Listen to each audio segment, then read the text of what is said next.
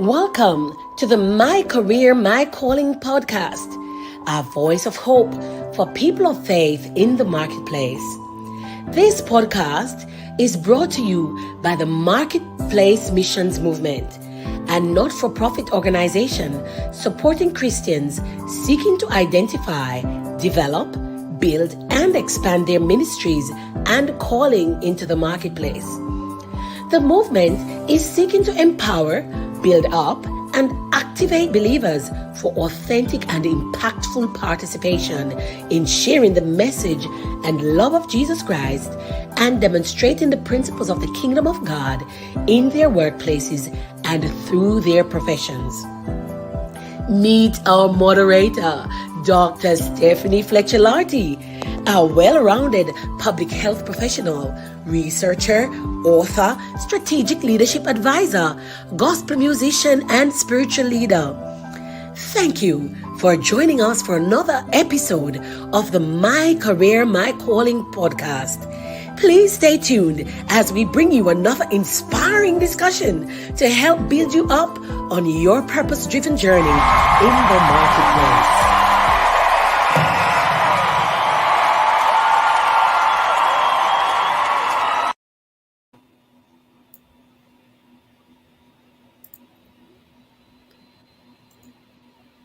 Hello and welcome to this another in our My Career, My Calling podcast series. It is always such a pleasure to be here with you and to bring you the best content ever. Today, we are delighted to be coming to you again with some inspiration to help you on your journey in the marketplace. Now, I want to take this opportunity to welcome one and all, wherever you are joining us from. I want to say a warm welcome to you.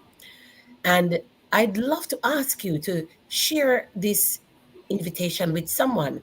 Today, we're going to be speaking about how to build confidence and resilience in the face of domestic violence. And we are going to we do have a special guest with us here in the studio. So without much ado, as I said, welcome to one and all. And I'd love for you to invite someone to join us. Ask a friend, a neighbor, a co-worker, anyone you know that may be interested in our topic today, or this might help them, whether you're church or faith-believing people, or those from your workplace, community, people you know who are struggling in this area.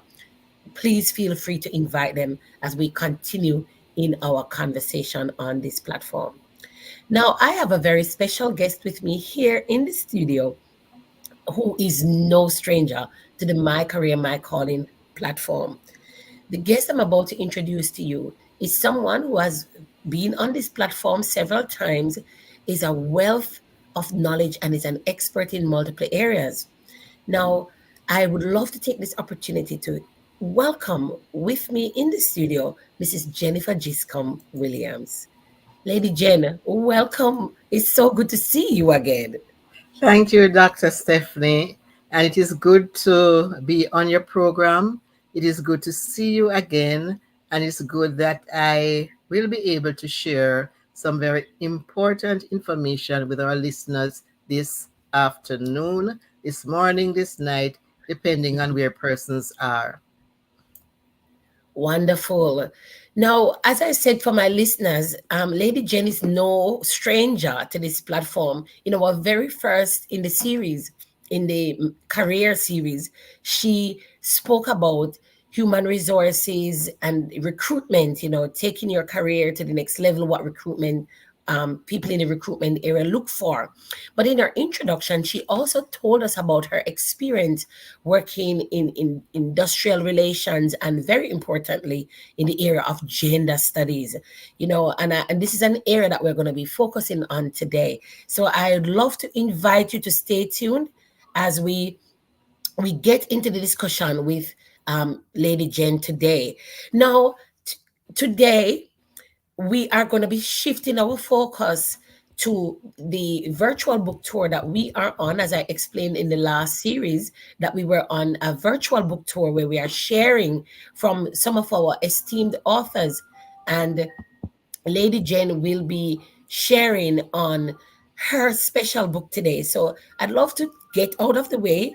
And I want Lady Jen to really, once again, maybe just give us a brief introduction to herself.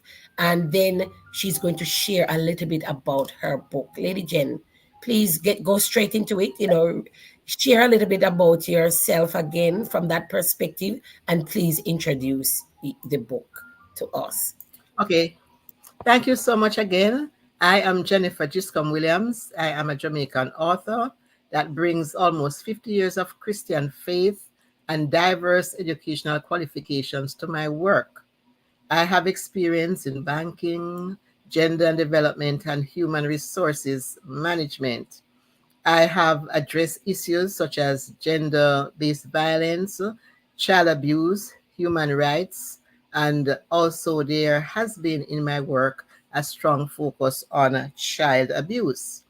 So, my expertise in gender and child protection and advocacy is showcased through my various local, regional, and international initiatives, underscores my commitment to promoting gender equality and children's rights.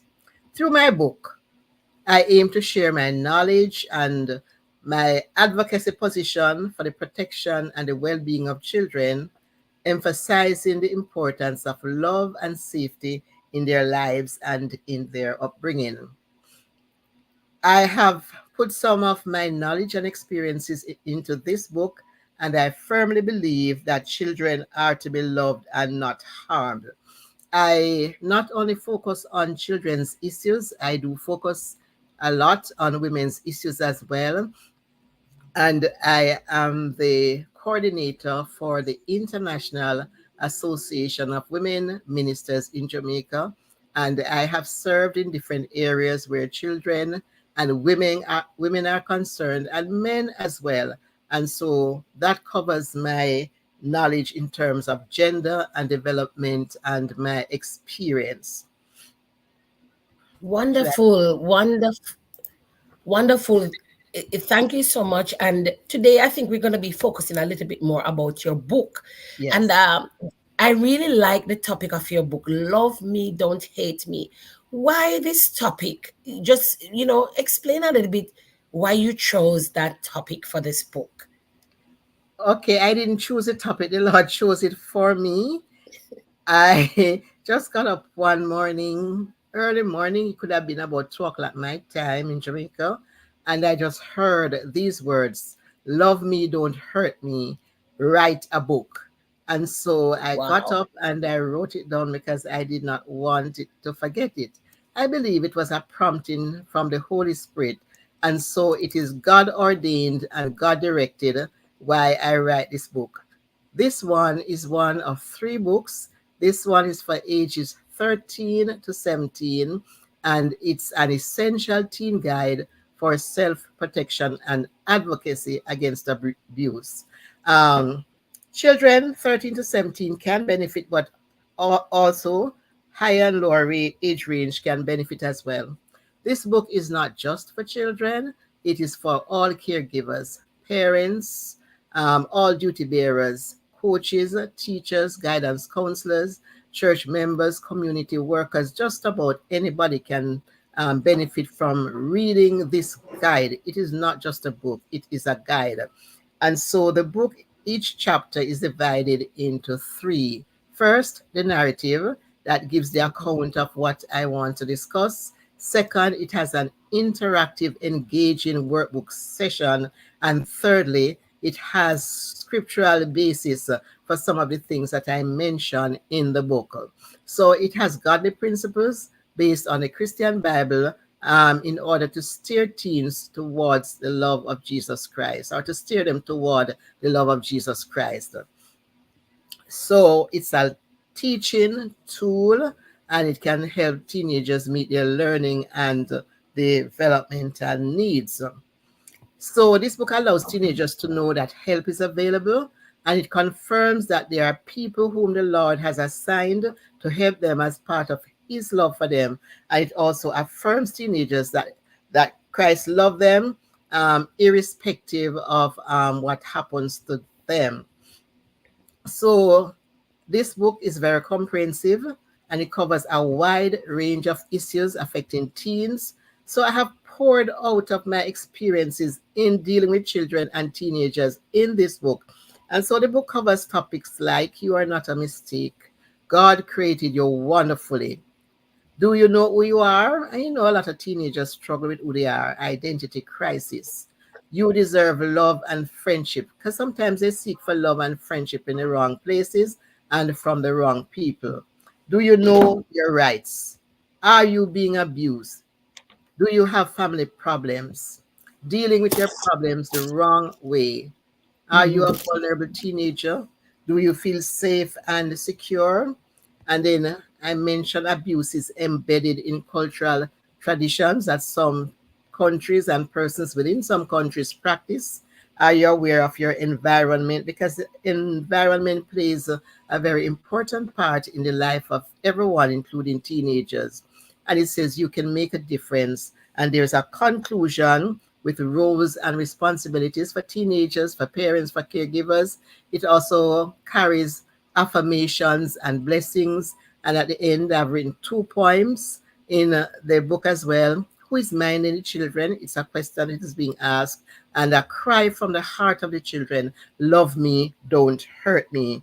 And there are some blessings that parents and caregivers are supposed to be pronouncing over their children instead of cursing them. So I don't know if you want me to go on. Yeah, maybe let me jump in here a little bit. I love the outline that you've described. I like the tripart, the tripartite way in which you've set the book up, where you've provided the theoretical framework up front, then you provide, more like an interactive area where people can really work out what's happening to them. And, Yes. you know, I think that is so important because oftentimes we provide information to people, but there's nowhere for them to kind of work it out, and really help themselves. So I really appreciate that structure. But what really was the inspiration for you to write this book in the first place? Okay, I was inspired by the many workshops that I did over approximately 16 years. I went into schools, communities, churches, talking about gender based violence, child abuse, among other things. I did sessions on human trafficking, I did sessions on sexual harassment at the workplace. I also did training on the national policy for gender equality. I've done training in gender mainstreaming and as well, sorry, to ensure that there's gender equality between men and women. However, having gone to these workshops, I realized that my experience, my knowledge, my sharing ends there. So when the Lord told me about this book, I realized that the book can take the information much be farther than the workshops that I did in the past.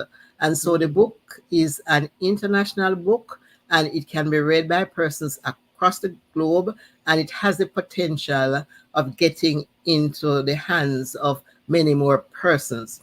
One thing that stood out in my mind when I was doing those workshops was when I did one for small children, ages 5 and 6. And I spoke to them about physical abuse. I spoke to Yes. them about emotional abuse and sexual abuse, rejection and abandonment.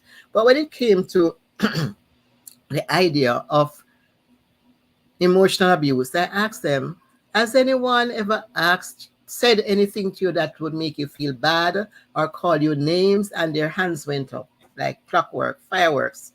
One little boy said, yes, miss, my father called me a jankro. Wow. For those of us who don't know what a John Crow is, it's a raven. It's a bird that feeds on dead meat. It is like a bird that nobody can eat, and it's a bird that is almost the scum of the earth. It serves a purpose, yes, because it cleans up the dead body. If you watch movies and you see a cow dying out there in the wilderness, you realize that there are some birds that come and pick away the flesh. Those are kind of John Crows. And Mhm. one little girl said, yes, miss, my mother called me a dog. And the idea was not the dogs that they take for grooming and put ribbon in their ears, I mean in their hair, or put them in clothes and shoes and knitted pads and in sleeping beds. These are the common dogs that you'd have along the wayside or in your yard that you shoo and you push around and you just throw the food and give to. So there was the children had their own ideas of how they were called, the names they were called, and that stood out in my mind. I'm saying, can you imagine children who are 5 and 6 growing up to be adults with that kind of mentality that I'm a dog, I'm a John Crow, and I have no value and I am useless and wasted.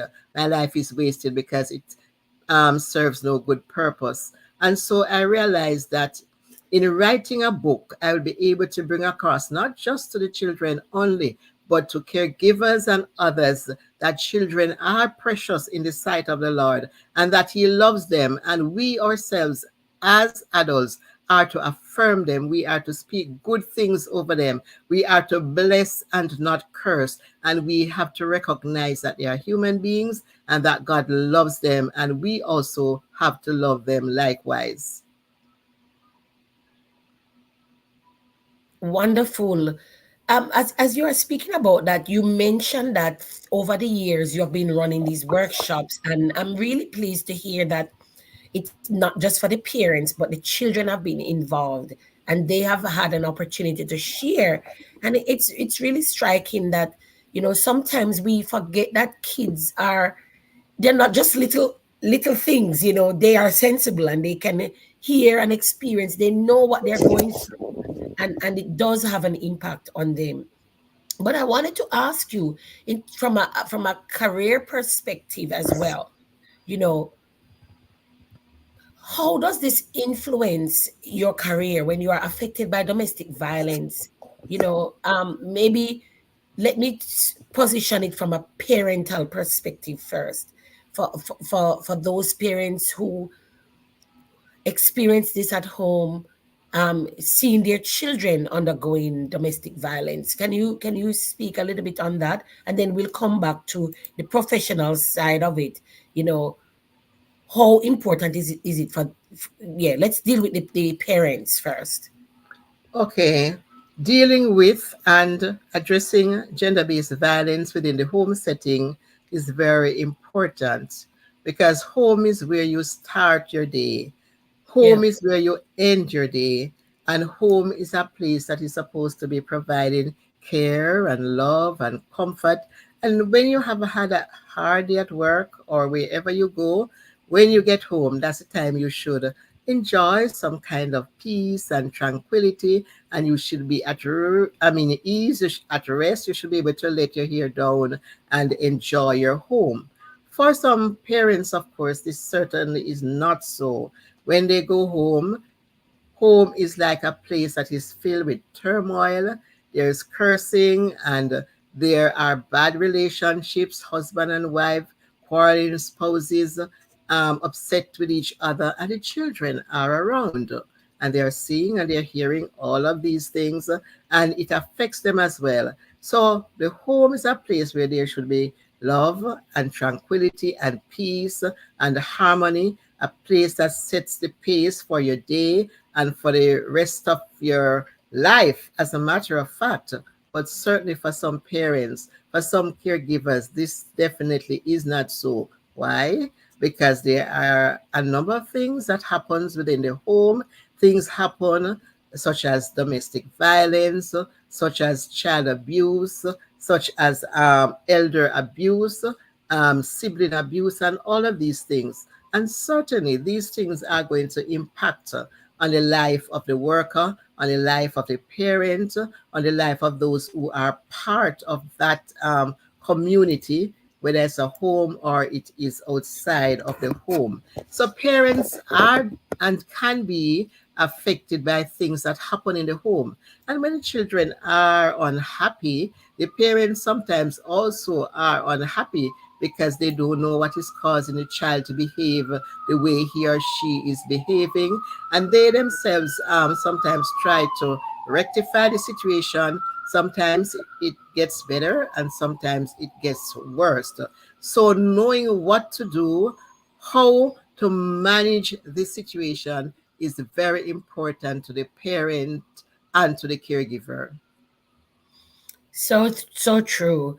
And through my travels and through my work as well, I have encountered that. I've seen, parents who really go through this, then they show up at work, and sometimes they struggle, you know, the stress, the lack of sleep, and if there's physical abuse involved, and so on, it can really take a toll on them.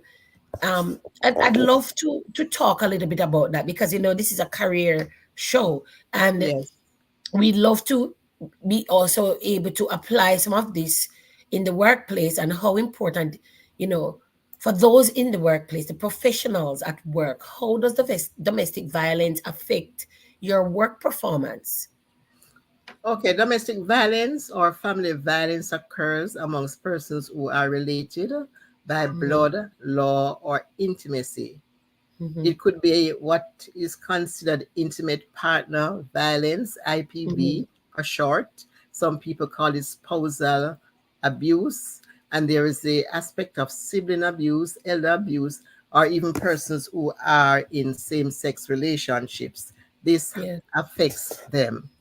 Domestic violence knows no boundary, so it can affect persons of all race, color, class, creed, religious persuasions, and otherwise.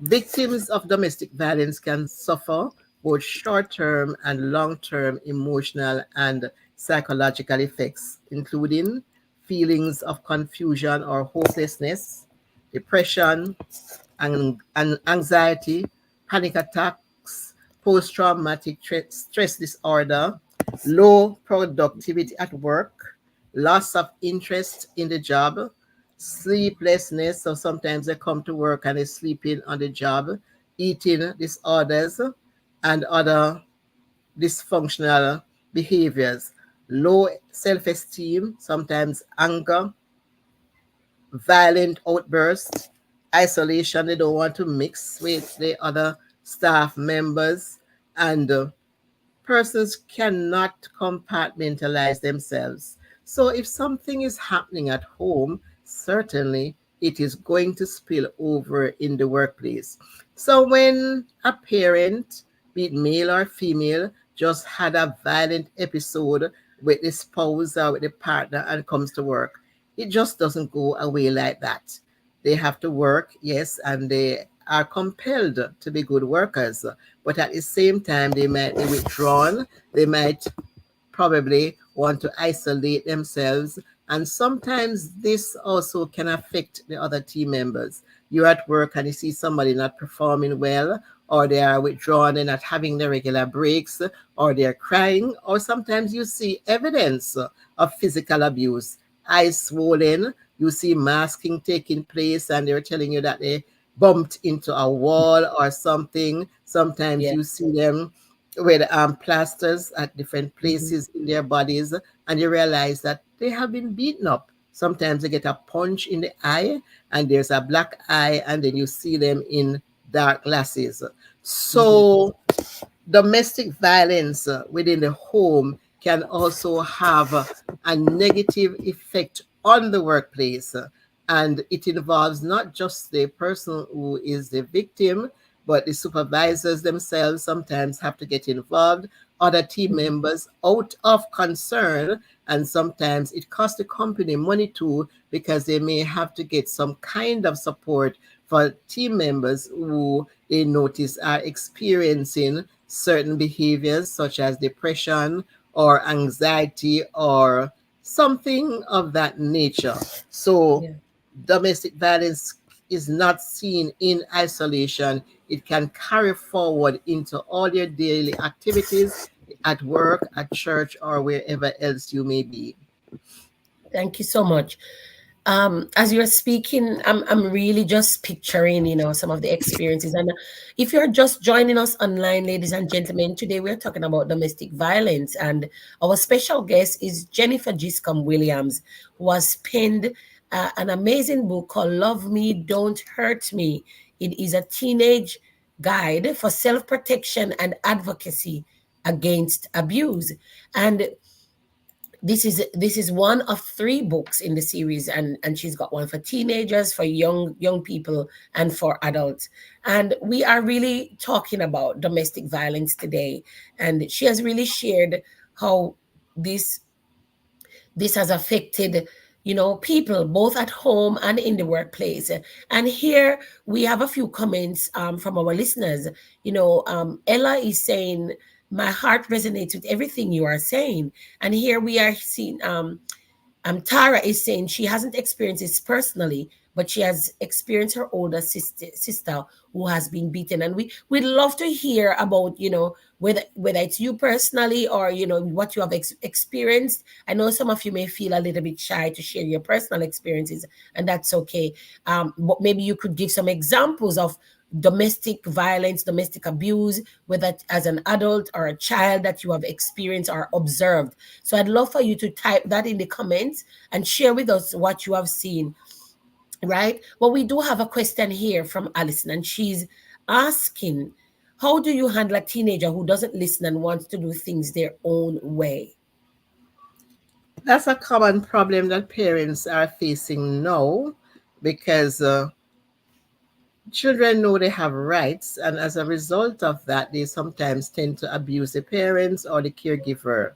One of the things that persons have to do is to start the disciplinary process with the children very early. And I'm not talking about beating them to a pulp, but the dialogue, it starts with a dialogue, it starts with outlining rules and behaviors and things like that. But in spite of that, and with all your best efforts, sometimes they tend to go astray, and sometimes they can be violent. Some of them hit back the parents, they curse, they slam the doors in their faces, and all of that.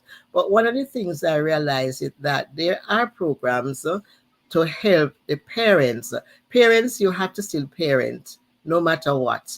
Don't be afraid of the children. Don't be intimidated by the children, their outbursts, their anger. I don't want to see you. Go away. Get out of my face.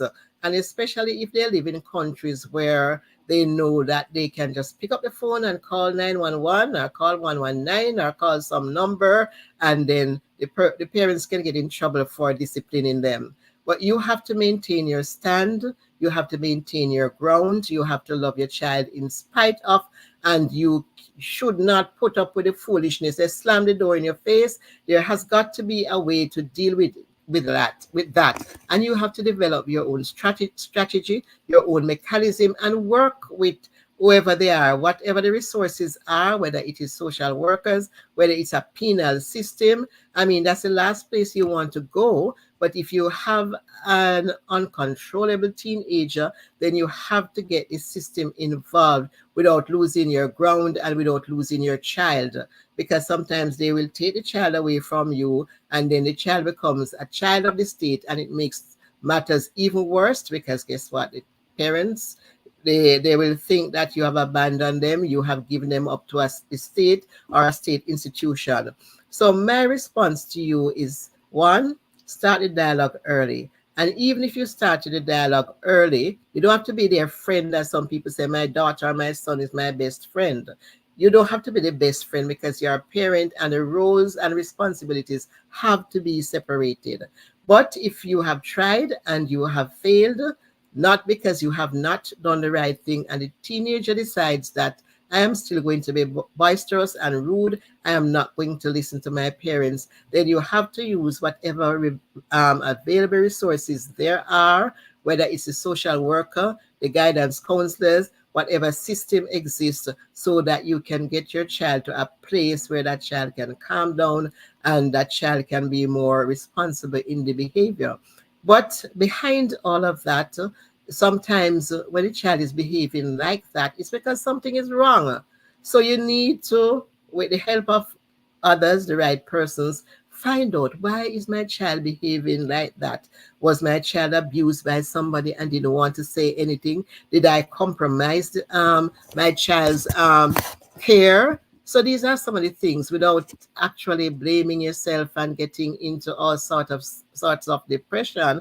You need to find out as well, did I do something wrong? Because sometimes this is a way how children react and respond when they are going through. They get into violent episodes, they cut themselves, they curse the parents. Sometimes they are being bullied at school and you don't know. Sometimes two children could be in a home and one is preferred above the other. And so the other one will say, well, mommy or daddy don't like me, so I don't care. I'm going to do this. So it's very important that you get professionals involved to do an analysis of what's happening to the child. And at the same time, you work with what resources you have. You do your self analysis as well to see if you had failed in any way and how you can pick up and move on. So the important thing is to get the right help for the child, to get the right help for you too, because it's very difficult when you have a child and you can't control the child. I'm the parent and my child is telling me to go away, and sometimes they tell you even curse words. And as a parent, you can't do anything. Like if you live in the US, you can't beat them, you can't do this. And then when they get into the system, it is even worse because while the system may not beat them, but there are some things in the system that certainly um, provide for them what is not provided at home. And when I say provide, allows, which means that sometimes they have to go through a rigorous process. They are locked away probably early. They don't have the enjoyment of being at home and doing, things that children would normally do at home. I seem to be going around and around. I'm not sure if the listener gets the answer from me, but if you have not yet gotten to the stage of the violence episodes with your children, start the dialogue with them early. Talk to them about life and the things that can affect them, and also about relationships. That when you behave like this, then you affect mommy, you affect daddy, you affect your siblings, other persons in the home, and even the teachers. If they have gotten beyond the stage where you cannot talk to them, then you have to employ the use of other resources, which I said could be the guidance counselors, it could be the dean of discipline, it could be somebody in the church. So you have to choose the appropriate thing. And if you're a Christian, of course, you have to pray. You have to pray because that child definitely needs not just prayer, but deliverance and counseling to a lesser extent. Yeah. Does that answer your question? I think that's a great answer. Listener, if that, please let us know if she's answered your question. But I think that was really a well-rounded answer. There were many things, many perspectives there. If I can quickly summarize, it's important for us to understand that the behavior sometimes doesn't just start there. It might be factors underlying that are influencing the child's behavior. And as a parent, it's important that we sit with them to find out what is influencing that behavior. Then also seek help. Don't just sit there and beat and that is the beating, and some of that can. And I mean, as a Jamaican, I know that frustration, our parents can really go overboard with the beating at times, and and out of frustration they do that, and sometimes the things they use, and the force that goes behind it is really makes the matter worse, and it turns out into abuse. But I do also understand the perspective of some of the people online. There are a few questions coming through. One of our viewers said, ah boy, sometimes they follow what they see on TV too. And I do understand that, children pick up things from their environment. But what I've personally come to realize is that a lot of behaviors are influenced at home. The parental and home environment has the biggest influence on our children. And I'm speaking from a personal experience with things like attention deficit hyperactivity disorder, and having to deal with that personally in my own home. I know that the home environment and the things that happen to us as parents, the way we behave, the way we treat each other, the way we speak, does have such an amazing impact. As you were speaking, though, there were so many things going through my head. One of the things that came to me as you spoke was about trauma, and and if you could touch just a little bit on this, if you don't mind, in terms of, while you were speaking, I kind of heard this thing about trauma, and that trauma can actually influence abuse. For example, if I have personally experienced trauma as a child, it, or as an adult, how does that play out into, my own ongoing experience of abuse? Or maybe the question is, can my experience of trauma influence or even make me susceptible to abuse? Yes, trauma can influence your behavior.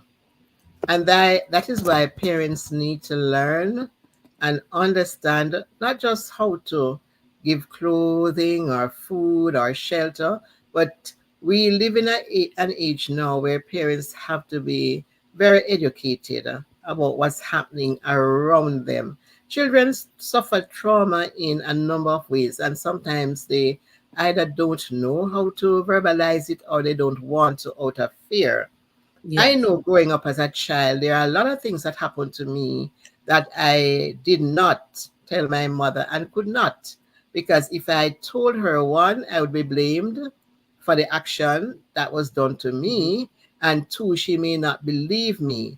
And so, for various Okay. reasons, children may choose not to talk to their parents.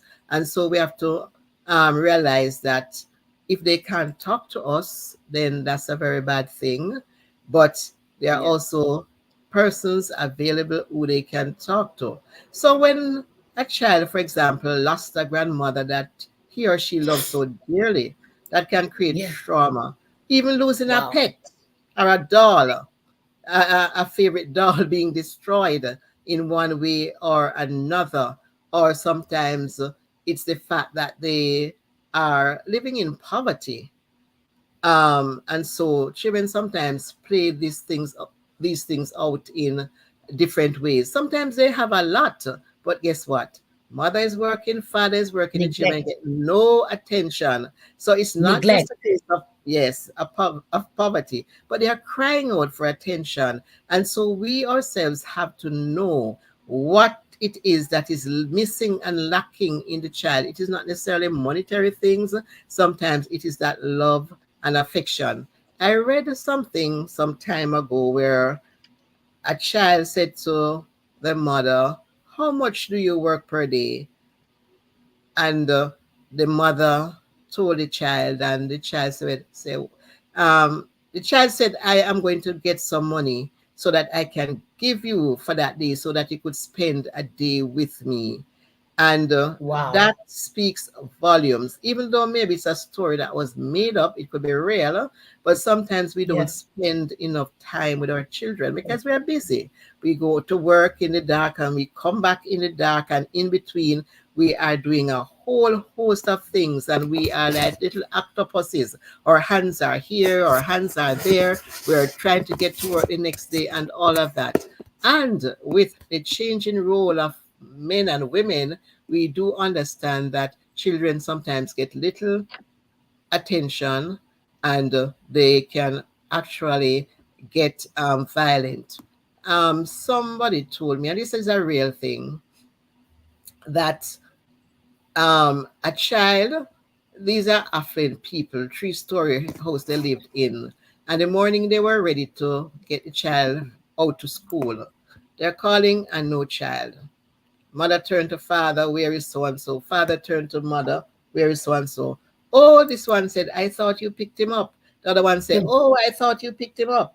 And guess what happened? The child was at school. It was a Catholic school. So the child was at school with sister. When they called the child, sister said, "Yes, the child is here." And sister also admitted that that is not the first child that the parents forget to pick up, and sister have to put the children up overnight because there is neglect of the children, and people are busy working, and they live in a big house, and it's when the helper come to give the child a breakfast realize that there, is no child in the house. So I'm saying all of that to say that we have to know where our children are. We have to be careful, we have to be mindful, and while we do work, we have to understand that children also are important, and we need to factor them in our workday and in our schedules. If we don't do that, they might feel that we don't love them. They'll talk to somebody on the internet, somebody who seems friendly and nice. They will go off with a stranger and we don't even know. They will seek friendship in the wrong way and we don't know, simply because what they are looking for and desiring, they are not getting it from the parents. They are not getting it from at home. They could go off with a boy. Then we're talking about teenage pregnancy. We're talking about transmission of HIV, AIDS, and other STIs. We're talking about losing our children, missing children, and all of that. So when children's problems and needs are not being looked at in a positive way towards helping them, we are opening up a can of worms for them to be affected in different ways. And then what we find as parents, we also suffer, because whatever happens to children will affect us. It will affect our work. It will affect the way we do things and the way we do business. And it can affect the other children around in the house. And it can affect even the child's friends and family members, because they themselves can get concerned when they realize that their friend is suffering and there is no one to help. Wow, that is so deep. And I really, really appreciate that perspective. And our audience are really appreciating and learning a lot from this today. We're talking about, domestic violence, how it affects the home, but also the impact on work and how our work can also influence domestic violence. But as we speak about that, I know our time is coming down. I'd love to ask though, how can we build that confidence and resilience? Is there any kind of support system in the workplace that can help people to deal with or cope with domestic violence? Some workplaces do have, and the large workplaces more so would have. Smaller ones may not have a lot, but there is what is called Employee Assistance Program, EAP for short. And this is one way employers can assist by providing confidential counseling to support their employees' mental health and well-being. And so through the EAPs, they can get counseling sessions, whether it's for individuals, couples, or the family. They can get assistance with stress management and anxiety support, also with depression and mental health issues, substance abuse, because what we mentioned earlier can also lead to substance abuse, whether it is drinking or smoking and even gambling as well. And through the EAPs, you can get assistance with relationship and marital guidance, grief and loss support, and work life balance and productivity coaching, as well as financial planning and budgeting advice. I worked at a company, and during the COVID period, realized that the entire staff was affected. And so we arranged two different sessions a year apart to support team members. And one of them was offered by what we call Choose Life International. And they Mhm. provided counseling. We don't know. We pay for it. We didn't know who was getting it because it's supposed to be confidential. All they Confidential, needed yeah. to tell us is the numbers that they have either counseled face to face or online. And then we also had we broke the team down into three. The management had one person dealing with us on three different occasions, and then the larger workforce was divided in two. And also they got counseling, because we realized that COVID was very traumatizing for a number of us. But we don't have to wait on COVID, and we don't want another COVID to come. And so if your employer is not offering that service, then you need to put it out there, whether it is anonymous or you go talk to your supervisor, go up the ladder, go up the line to say, well, and the more the merrier. If more persons can advocate for that, you talk to your employer to say that, we are experiencing stress and it's very hard to function. Could you get us an EAP? Can you put something in place that can assist us? And if you are very valuable and the team is very valuable to the employer, some employers will, of course, consider this. Failing that, you will have to get your own support. Don't suffer burnout. Do not suffer burnout. And sometimes persons will don't want to take leave because they have so much to do, and they suffer the burnout, and they either get sick or drop down dead. And so we have to understand that if the company does not provide this, you need to get your own support, and you need to take your rest, you need to take your leave when you're supposed to take it. And if you're sick and stressed, you say to your employer, I am suffering from burnout and I would like to take my leave at X time, and I would also want to get so and so, whatever it is. Sometimes you will get certainly leave, they can't deny you. Of course, some people you have to say from January when you would want to leave, but if you're burning out, you can ask if your leave can be rescheduled or rescheduled for an earlier period. But do take your leave and do rest. So when you take your leave, especially as women, do not pull down the whole house. Do not scrub all the dirty pots and dishes and do everything that you could not do when you're at work. Rest, rest, rest. Self care is very important. And sometimes the best person to provide self care to you and for you is you. So That's don't right. depend necessarily on the employer. Yes, they should if they can, but if they don't, you seek your help. Take a day, rest. If you live near a park, go stroll in the park if it is safe. If you live near the beach, go take a beach trip. But whatever you do, make sure that you are safe. Make sure that you are relaxing. Make sure you meditate. And if you're a Christian, certainly you have to just take time out to be with the Lord, to be refreshed. Just look at the life of Jesus. While he was being thronged by the crowd and followed by thousands of persons, he disappeared. Right, he went off to the other side of the lake, and there he was Yes. in a quiet time with his father. And so sometimes as Christians we fail to do these things, and so we suffer burnout, we neglect our own self. And another thing I just want to say in terms of self-care, pamper yourself. Pamper Mhm. yourself. Take a massage, do something, you understand, to yourself. Help to relieve your own stress, because if you don't do that sometimes, nobody is going to do it for you. So self-care is very important. Meditating on the word of the Lord is very important. Taking time away from work to rest is very important. Utilizing your leave in a very wise way is also important. And another thing that just came to me is spending, because sometimes we are really traumatized because of the high inflationary rate, and sometimes that can stress us out. So sometimes we just have to slow down. Some things we can do without. We weigh what we have in the balance. Can I do without this? Can I substitute this for that? And something, but overall, you're thinking about reducing the stress on yourself, also on your family and your children as well. So providing necessary care for family members, and also importantly for you.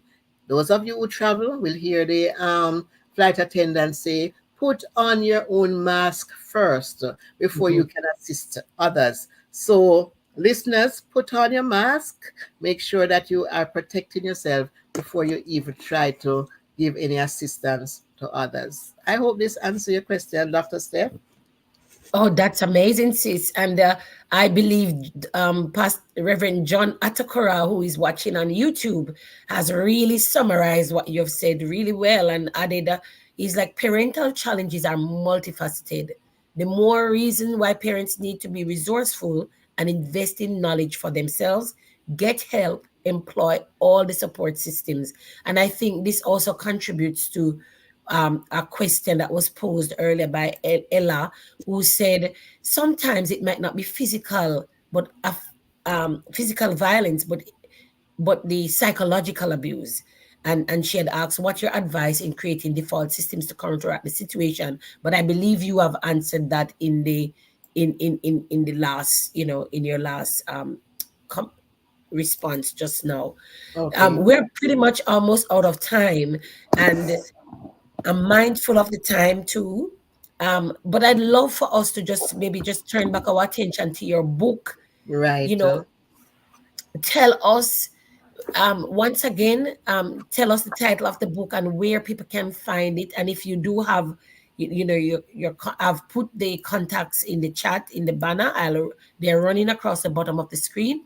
But you know, let us know what's the next steps for you with this book, and how people can find the book, and what you'd love to hear from your audience. Okay, the book is on Amazon, and you can go on Amazon. The book is Love Me, Don't Hurt Me, an essential teen guide for self protection and advocacy against abuse.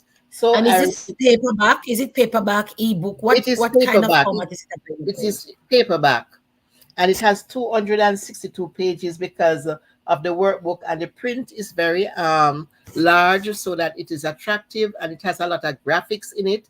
It has two avatars in it working through each chapter, a boy and a girl, teenage boy and girl, and at the end of each chapter they either give an affirmation or say, I have learned this from this chapter, so they are affirming the contents as well. So it's on Amazon, and also you can go to my webpage, https two backslashes select arrow selectarrow.net/Jennifer two N's Jennifer dash Williams slash. If you can't manage all of that, go on Amazon and look for Love Me, Don't Hurt Me by Jennifer Giscombe Williams. And you can contact me at 1-876-373-1366, or Jenny G will go to at gmail.com. So it's JENNYGWILLGO2 at gmail.com. So I've given you the telephone number, I have given you the email address, and I'm also telling you that the book is on Amazon. The last time I checked, the price was $22 $11 US. I don't know what it will be converted to other currencies, but it's on Amazon. And I would like for persons to buy the book, read the book. It's a comprehensive book. It takes in a lot of things, even things that are not Jamaican, like child brides, female genital mutilation, um, Wow. baka pash, that is an Afghan custom where if there's no boy in the family, the eldest girl is raised as a boy until puberty, and then because it takes shame out of the eyes of the family, and then after puberty, that child can return to being a girl. So it takes into account all of these things. If anybody is listening from Africa, where female genital mutilation is practiced, it mentions that if children are being forced at 14, 13 to marry these older men, that is also in the book. It covers physical, um, emotional, sexual, body shaming, right? It covers bullying at school. A lot of other things are in the book. So, what next? There are two more books in the making. This one is for 13 to 17 years, and I said older and younger children can read it. But there are two more ages 6 to 12, four ages 6 to 12 in the making, and one for age below 6. Um, so I'm trying to market the book widely through platforms like these. I've been on a few radio stations, both traditional and internet radio stations, trying to promote the book.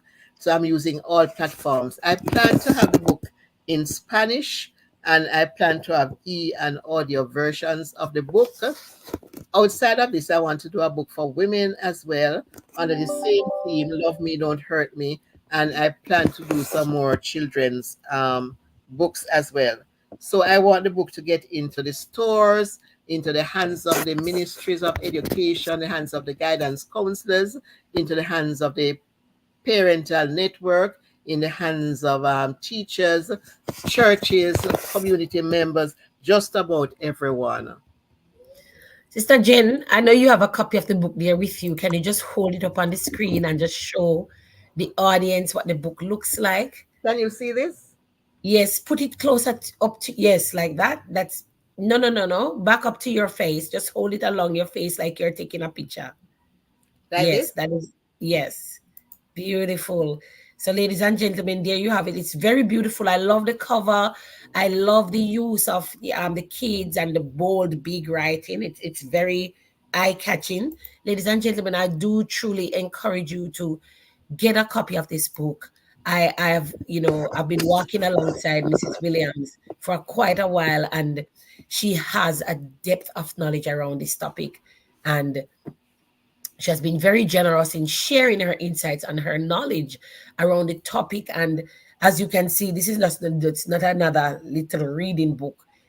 In depth research has gone into it to build out this for not just a Jamaican audience, but for people around the globe. This book is available and is useful for people from all walks of life, whether you are from the Caribbean, the Americas, the Southern Hemisphere, Europe, Mediterranean region. There are nuggets and tips in there, practical Definitely. information to help you to navigate, the challenges. And Ella, Dr. Ella from the Solomon Islands had asked about, practical, strategies. Get a copy of the book. It's available on Amazon, and Amazon does ship to the Solomon Islands because I lived there for a year and I know they do ship. So you can get a copy of this book anywhere you want. As I said, you can get this from Select Arrow .net, Jennifer Dash Williams, or just Google Jennifer Williams and Love Me Don't Hurt Me book.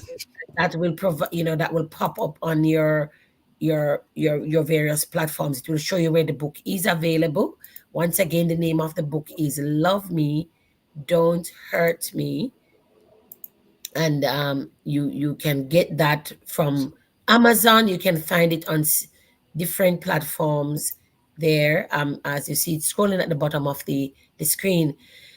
You've been such an amazing audience today. Thank you so much for all those very insightful questions and your interaction. This is bringing us to the end of this time with this beautiful lady who has always brought such great content, just such great insights and wisdom and knowledge. Mrs. Williams, we cannot appreciate you enough. It's always such a delight to have you on the platform. And I'm really looking forward to seeing, what God does with this book through you, and how this takes you even further. We're looking forward to seeing the next two in this, what you call it, in the series. So this is the first part of the series. We're looking for part two and three, and we're just really excited to be on this journey with you. And we know there's more. As we were talking, there were so many things going through my head, and I thought, I'll have to bring you back to on this topic, because there are certain areas that we haven't even touched, the different types of trauma and the abuse, like psychological abuse and some of those things. So I'm really thinking that we should do another episode that gets into some of that. How do you deal with some of that? Like, how do you identify and recognize the different types of even the personalities, those abusive personalities, and how do you really navigate some of that, which I'm thinking that might be covered in your adult version of the book. So I'm looking forward to hearing from you again as we continue. It's a very important topic, and we cannot ever underestimate, that there are so many people out there dealing with this. So many people that have, you know, have, are hiding. They're suffering in silence. And I Mm-hmm. just want to say a huge thank you. Do you have any just welcome Tilila from the Solomon Islands? Alison, Alison Fletcher is saying thank you for the wealth of wisdom. Um, a Jamaica's mother's perspective is really is saying we really need more resources especially for parents who have to deal with children with functioning autism and so on and so forth. So there are some ideas coming through there, the autism, and we have violent kids with violent tendencies, the attention deficit and so on, oppositional disorder, the oppositional defiance disorder, and so on and so forth. So these are some of the things that some of us are battling with daily.